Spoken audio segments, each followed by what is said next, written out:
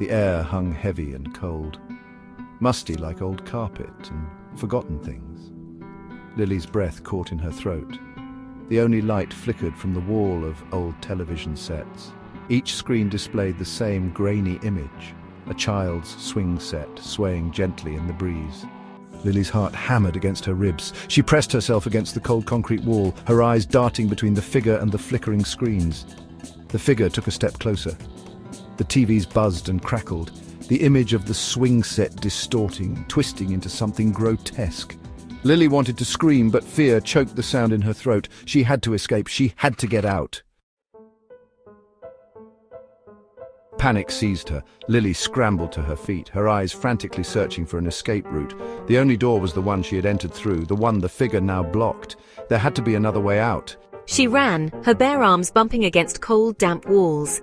Each echoing footstep fueled her terror. The flickering glow of the TVs was gone, replaced by an oppressive darkness. The silence was unnerving, broken only by the sound of her own ragged breathing. The air grew colder, the smell of mildew stronger. Lily's hand brushed against something soft and slick. She recoiled with a gasp, her heart pounding in her chest.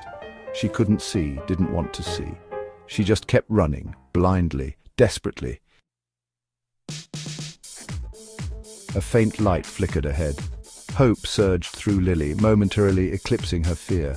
As she got closer, the light resolved itself into the pale glow of her phone screen. It lay on the floor, abandoned. Someone was watching her.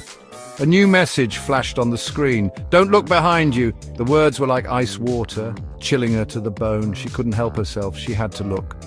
The hallway was empty. Relief washed over her, followed by a wave of dizziness. She leaned against the damp wall, her hand pressed against her racing heart. Another message appeared on the screen. "You should have listened." The ringing cut through the silence, sharp and jarring. Lily whirled around, her eyes searching the darkness. The phone slipped from her grasp, clattering on the concrete floor. The ringing continued. It wasn't her phone, it was coming from a doorway she hadn't noticed before. A single bare bulb illuminated a dusty payphone mounted on the wall.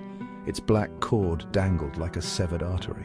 Who would be calling? And how did they know I was here? The ringing stopped. Silence descended once more, heavier and more oppressive than before. Lily's hand trembled as she reached out to the payphone. She hesitated, her mind screaming at her to run. But something drew her to the phone, a desperate hope for help.